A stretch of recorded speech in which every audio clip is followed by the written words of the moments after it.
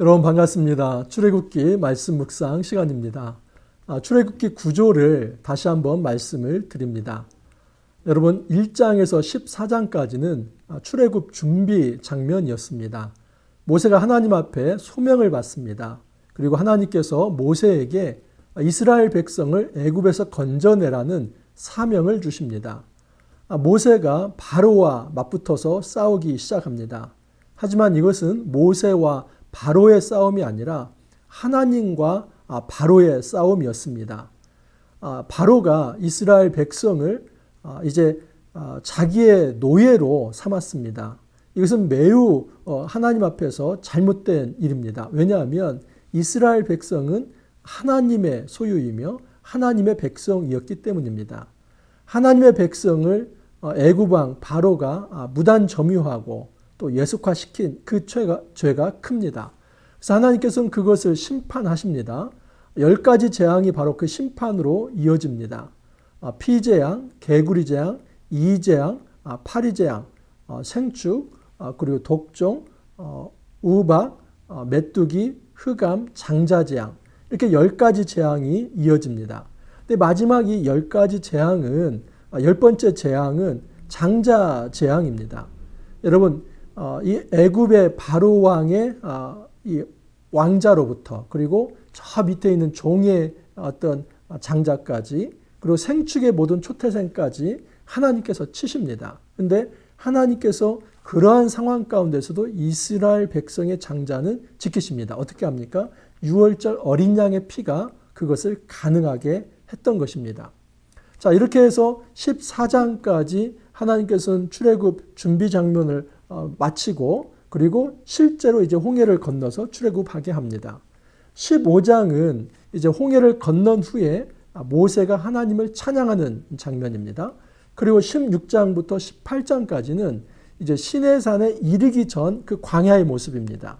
거기에서 물이 없어서 이제 불평을 하기도 하고, 그러나 하나님께서는 물을 주시고 또 하나님께서는 만나를 주시고 메추라기를 주시고, 이렇게 해서 하나님께서는 이스라엘 백성을 채우시는 장면이 나옵니다. 그리고 이스라엘 백성에 있어서 모세가 이 행정 조직을 정비할 수 있도록 그 장인 이드로의 도움을 받아서 이제 제도를 정비하는 장면이 18장에 나옵니다. 그래서 이 광야가 이제 시작이 되었고 19장부터 24장까지는 시내산에서, 이것을 시내산 언약 단락이라고 합니다. 19장은 언약을 위한 준비입니다. 그리고 이제 20장 1절부터 17절까지는 십계명에 관한 것이었고, 또 20장 22절부터 23장 19절 우리가 지금까지 살펴보지 않았습니까?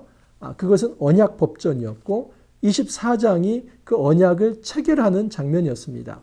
그리고 이어지는 것이 바로 오늘 이제 우리가 묵상하게 될 25장입니다. 사실 어제 주일날 25장이 시작되었습니다.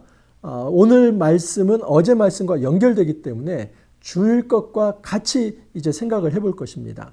여러분 25장부터 31장까지가 성막 제조에 관한 것입니다. 그리고 32장부터 34장까지가 이스라엘 백성이 금송아지를 섬기는 그 우상 숭배를 합니다. 그리고 거기에 대해서 하나님께서 처리하시는 장면이 나오고, 그래서 첫 번째 이제 하나님께서 주신 이 증거판이 우상 숭배로 인해서 깨지게 됩니다. 그래서 35장부터 39장까지는 두 번째 이제 증거판을 만들어 주시면서 다시 35장부터 39장까지 성막 제조에 관한 이야기가 다시 한번 등장합니다. 그리고 40장에서 성막이 완성이 되는 것입니다. 그러니까 여러분, 사실 이 출애굽기 말씀이 이야기체로 되어 있어서 굉장히 역동적입니다. 그런데 25장부터는 이야기체라기보다는 좀 생소하고 많이 생경합니다. 왜냐하면 우리 시대에 우리가 성막을 본 것도 없고, 그리고 그것이 실제로 우리의 삶에 어떤 이제 적용거리가 될까, 이제 그 굉장히 좀 난해하기 때문에 이런 말씀들이 잘 눈에 들어오지 않습니다. 그러나 여러분, 출애굽기에서 사실은 앞에 부분에 홍해를 건너고 막 역동적으로 말씀을 받고, 또 광야에서 하나님을 시험할 때에 또 하나님께서 징계하시면서도 은혜를 베풀고, 이것보다도 사실 더 중요한 말씀이 19장 이후입니다. 그리고 이제 19장에서 24장이 굉장히 중요하고 25장부터 사실은 40장까지가 이 성막 제조에 관한 이야기인데 그 성막 제조에 관한 이 부분이 굉장히 중요합니다. 왜냐하면 여러분 이 구속사적으로 성막이라고 하는 것은 예수 그리스도의 피의 사역 그리고 예수 그리스도를 통한 구원 사역과 연결되기 때문입니다. 그래서 여러분 정말 이 말씀을 우리가 조금만 시간을 투자해서 묵상을 한다면 우리는 너무나 큰 신학적 유익을 얻게 될 것입니다. 많은 사람들이 성막론에 대해서 아주 그냥 알레고리한 어떤 풍유적 해석을 많이 합니다. 그래서 뭐 색깔이나 또는 뭐 어떤 재질이나 또는 어떤 굉장히 자기의 상상 속의 상징을 가지고 이 말씀을 풉니다. 근데 이렇게 하면은 이 말씀이 잘 풀어지지 않습니다. 원래 구약에서 의미하는 성막의 의미를 먼저 생각하고 그것이 어떻게 신약에서 이루어지는지 이러한 방식으로 이 말씀을 보게 된다면 이 성막론이 굉장히 우리 신앙생활에 유익이 됩니다. 이번 한 주 동안 이제 이 성막론을 계속 해나갈 텐데 이 성막론은 여러분 제가 말만 하면은 잘 들어오지 않습니다. 그래서 사실 1인 방송을 하기 때문에 저도 쉽지는 않지만은 중간중간에 제가 파워포인트 화면을 띄워서 좀 보여드리면서 그렇게 진행을 하도록 하겠습니다. 어제 말씀 25장 1절에서 22절이고 오늘 말씀은 25장 23절에서 40절입니다. 근데 여기에 이제 네 가지가 나옵니다. 하나는 증거궤를 만들어라. 그리고 속죄소, 이 속죄소는 증거궤를 덮는 덮개입니다. 그래서 사실 속죄소와 증거궤는 하나의 세트입니다. 그걸 만들으라고. 세 번째는 이 진설상, 이 진설병이 12떡덩인데 그것을 놓을 수 있는 진설상을 만들어라. 그리고 등잔대, 이 전문 용어로는 메노라라고 합니다. 일곱 금초대라고도 우리가 좀 많이 이렇게 말을 하기도 하는데 이 메노라를 만드는 장면입니다. 그래서 이것이 각각 어떤 의미를 가지고 있는가 좀 그것을 살펴보겠습니다. 먼저는 이 성막을 제조하는 어떤 정신, 어떤 원리 그것을 먼저 한번 보겠습니다. 2절을 보면 이스라엘 자손에게 명령하여 내게 예물을 가져오라 하고 기쁜 마음으로 내는 자가 내게 바치는 모든 것을 너희는 받을지니라. 기쁜 마음으로 내는 자가 내게 바치는 모든 것을 너희는 받을지니. 여러분 이 성막은 하나님의 지시에 따라서 지어지는 겁니다. 그러나 여기에 사람들의 자원함이 들어가 있습니다. 제가 결론적으로 먼저 말씀을 드리고 시작해야 맞습니다. 그건 뭐냐면 오늘날 이 성막을 우리가 좀 적용을 할 때 오늘날의 이 건물의 예배당을 어떻게 하면 잘 지을까? 예배당을 이 구약의 성전 모형에 따라서 어떻게 잘 지을까? 이렇게 적용할 수가 없습니다. 여러분, 사실 이 구약의 성막이라고 하는 거 이것이 오늘날의 예배당 성전을 지칭하는 게 아닙니다. 결론적으로 말씀을 드리면 이 구약의 성막 또는 성전은 어디를 지향하냐면 예수 그리스도를 지향합니다. 그러니까 예수 그리스도가 이 땅에 성막으로 오셨습니다. 대표적인 구절이 요한복음 1장 14절입니다. 말씀이 육신이 되어 우리 가운데 거했다라고 말씀을 합니다. 그래서 그의 영광은 아버지의 독생자의 영광이다. 그의 은혜가 우리에게 넘쳤다. 이 말씀 여기에서 이 말씀이 육신이 되어 우리 가운데 거한다. 이 거한다는 말 자체가 장막을 친다는 말입니다. 예수님이 이 땅에 오신 사건 자체가 예수님은 성막으로 오신 겁니다. 자, 그래서 성막 건축이라고 하는 것은 예수 그리스도를 통해서 교회 공동체가 세워지는 것입니다. 그렇게 적용을 해야만 합니다. 그래서 이 땅에서 성전 공동체를 세운다. 이렇게 하는 것은 맞습니다. 그러나 이 성전이라고 하는 건물을 짓는데 이 말씀을 이제 적용을 하려고 하면 굉장히 문제가 많이 발생이 됩니다. 여러분 오늘날의 예배당은 결코 성전이 아닙니다. 그것은 예배당입니다. 예배할 수 있는 예배 처소입니다. 진짜 성전은 누구시냐면 예수님의 성전이고 예수님과 연결되어 있는 각 개인이 성령이 그 안에 계시면 성전이고 그리고 이제 교회 모임에 사람들이 모였기 때문에 그 교회 자체가 성전입니다. 그래서 예수님 그리고 예수 믿는 개인 그리고 교회 이 부류를 성전이라고 이야기를 하는 것입니다. 여러분 여기에 있어서 성전 건축에서 중요한 원리는 뭐냐면 자원함입니다. 만약에 기쁨이 없다면 성전 공동체, 이 성전은 지어질 수 없습니다. 두 번째 원리가 하나 있는데 8절입니다. 내가 그들 중에 거할 성소를 그들이 나를 위하여 짓되 물은 내가 내게 보이는 모양대로 장막을 짓고 기구들도 그 모양을 따라 지을지니라. 여러분, 모양대로, 근데 어떤 모양이면 내가 내게 보이는 모양대로 지으라는 겁니다. 이것은 성전 공동체가 지어질 때 하나님 말씀에 따라서 건축이 되어야 한다 하는 것입니다. 그러니까 두 가지 원리 꼭 기억하십시오. 하나는 자원함이 있어야 한다. 하나님께서 짓는 것이지만 인간의 자원함이 있어야 하고, 또 하나는 마음대로 짓는 것이 아니라 하나님 말씀대로 성전 공동체가 세워져야 한다. 이것을 먼저 기억하시기 바랍니다. 자, 그러면 이제 첫 번째 증거교회에 대해서 한번 살펴보겠습니다. 이 16절에 나와 있습니다. 내가 내게 줄 증거판을 궤 속에 둘지며, 그리고 10절에 그들은 조각목으로 궤를 짜되 길이는 2규빗 반, 너비는 1규빗 반, 높이는 1규빗 반이 되게 하고, 이 규빗이라고 하는 것은 이 손끝에서 이 팔꿈치까지 여기입니다. 이게 대개 45cm입니다. 그래서 1규빗은 45cm. 그렇게 놓고 본다면 이 증거궤는 어떤 크기냐면 2.5규빗이면 1.12 메타 이렇게 되는 겁니다. 그리고 너비가 1.5규빗이면 67.5cm. 그리고 높이가 1.5규빗 역시 67.5cm. 그러니까 이제 높이는 허리 높이 정도 되고, 이 폭도 그 정도 이제 67.5cm 되고, 이 길이가 한 1m 12cm 이 정도 되는 겁니다. 그러니까 여기 이 언약궤는 굉장히 큰 것이 아니라 아주 좀 아담한 정도입니다.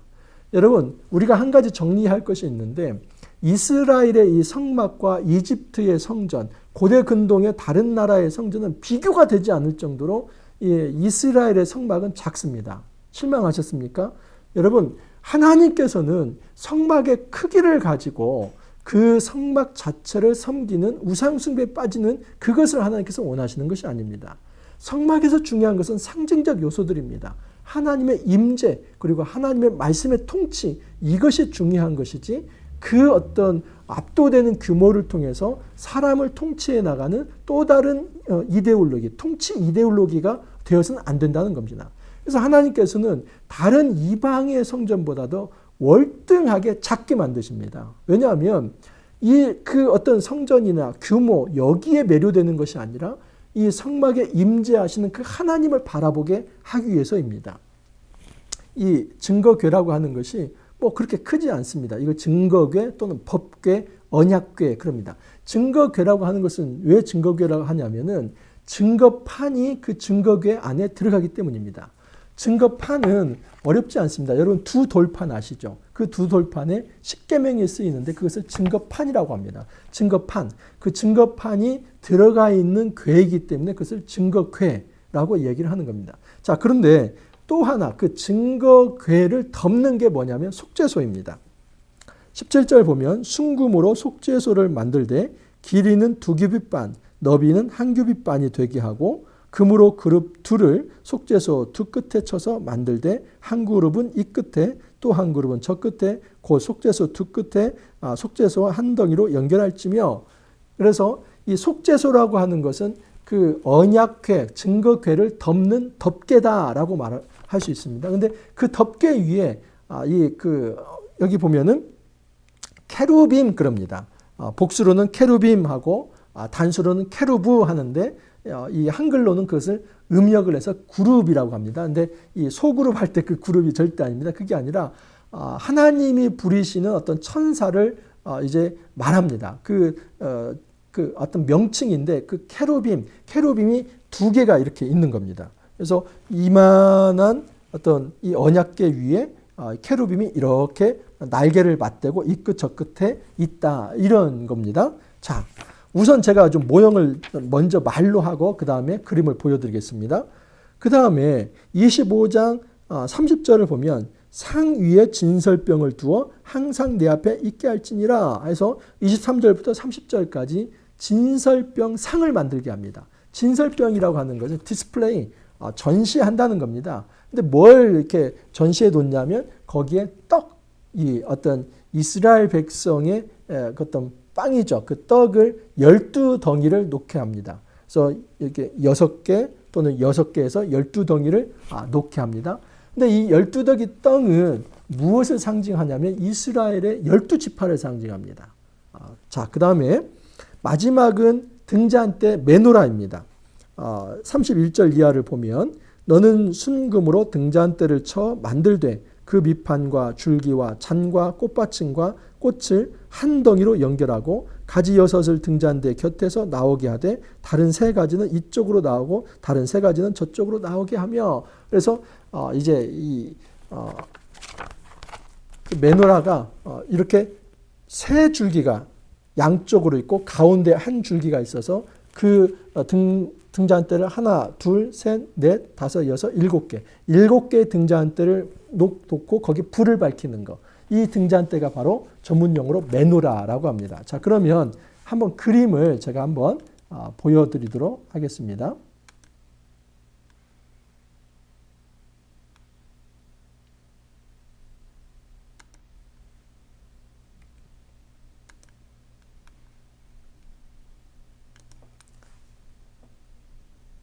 이게 성전의 모습입니다. 여기 보면은 지금 그 이제 분향하는 어떤 모습을 한 사람이 있는데 대제사장의 모습입니다.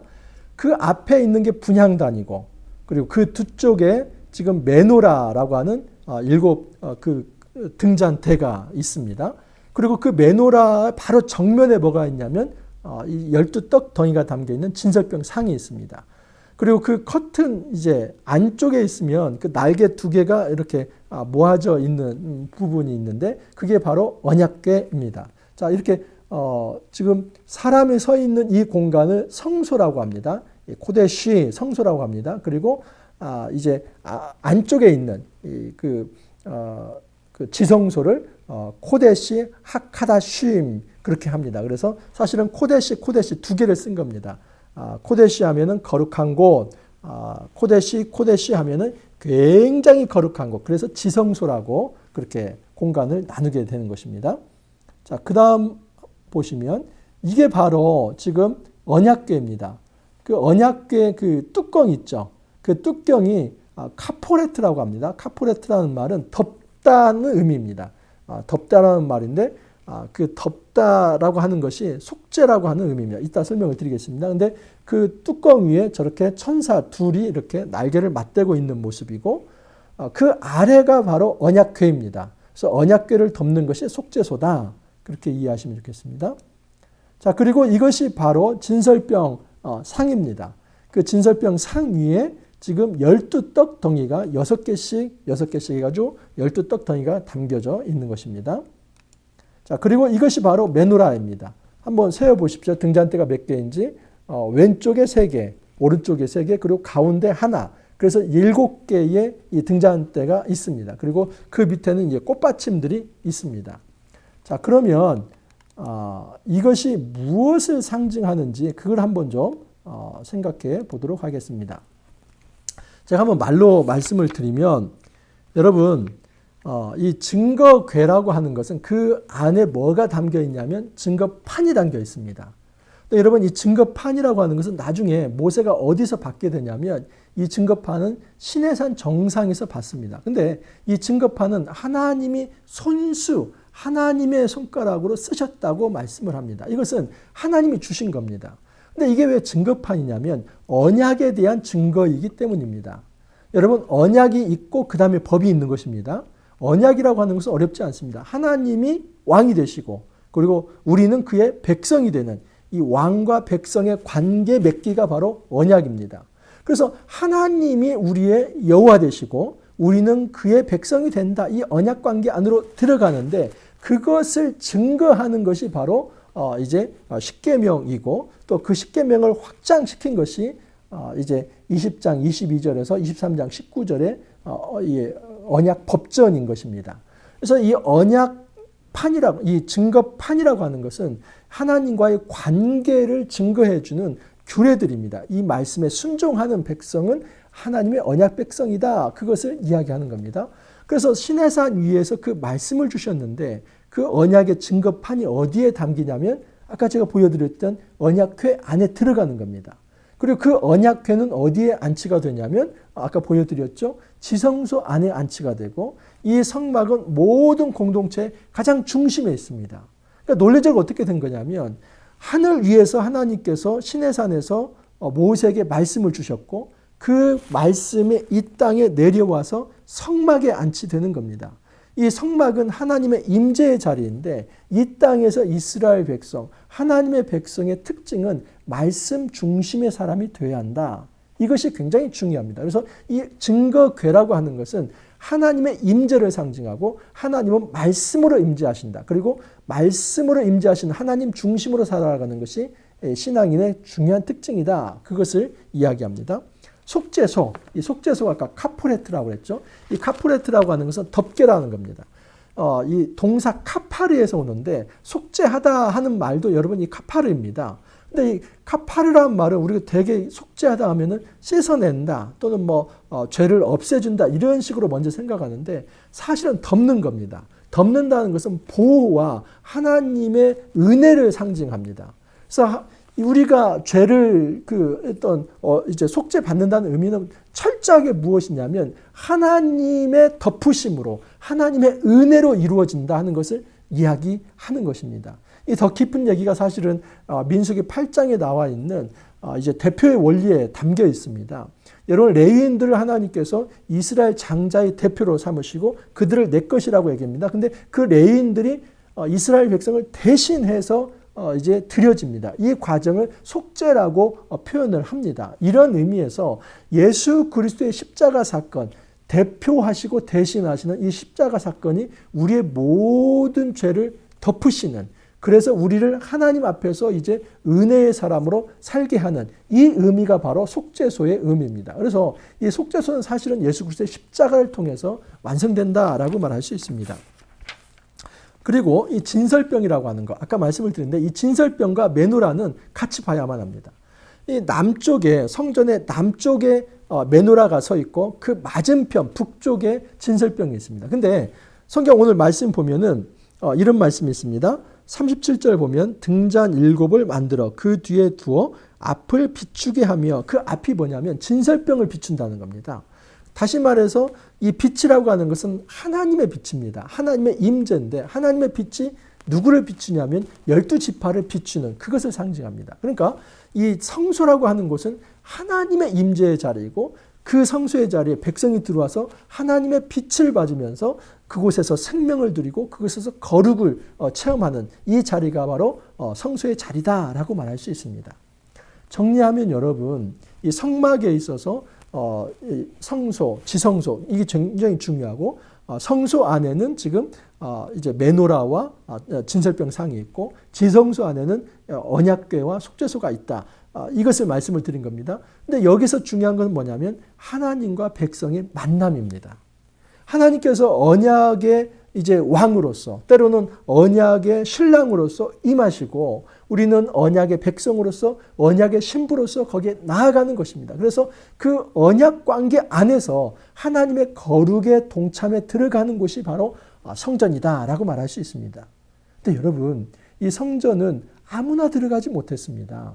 제사장만 들어갔고 지성소는 대제사장만이 1년에 딱 한 차례 들어갔습니다. 근데 그 성소의 이 성소와 지성소의 휘장을 찢어버리시고 그곳을 지나가게 하신 분이 예수 그리스도입니다. 어떻게요? 예수님의 육체를 통해서, 예수님의 십자가를 통해서 성소 휘장이 위에서 아래로 찢어지고 이제는 하나님과 소통할 수 있는 길이 열리게 된 겁니다.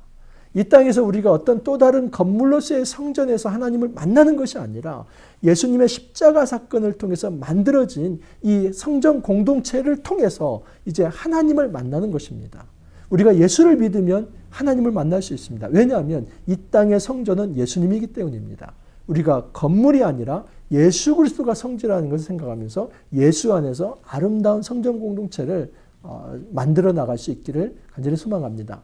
오늘 첫 시간이고 해서 굉장히 조금 길어졌습니다. 하지만 여러분 내일부터는 조금 더 좀 짧아질 겁니다. 하지만 이 성막론은 너무 중요하기 때문에 이것을 좀 제대로 한번 정리하지 않으면 사실 인생 끝까지 정리 못합니다. 근데 한 번만 정리하면 우리 신앙에서 굉장히 중요한 유익들이 있습니다.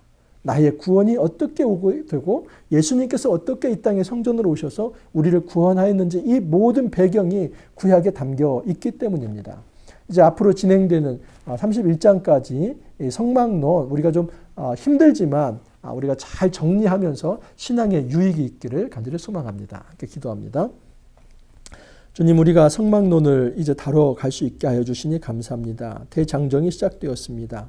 저희들 이 성막을 잘 공부하면서 예수 그리스도의 그 십자가 사건이 우리에게 얼마나 큰 은혜가 되는지를 날마다 묵상하며 은혜로 살아갈 수 있도록 주님 축복하여 주옵소서. 감사하옵고 예수님 이름으로 기도하옵나이다. 아멘. 여러분, 이제 한 주가 시작되었는데 화이팅 하시고 또 내일도 계속 이어져서 시리즈로 성막론을 강의해 드리도록 하겠습니다. 내일 또 찾아뵙겠습니다. 감사합니다.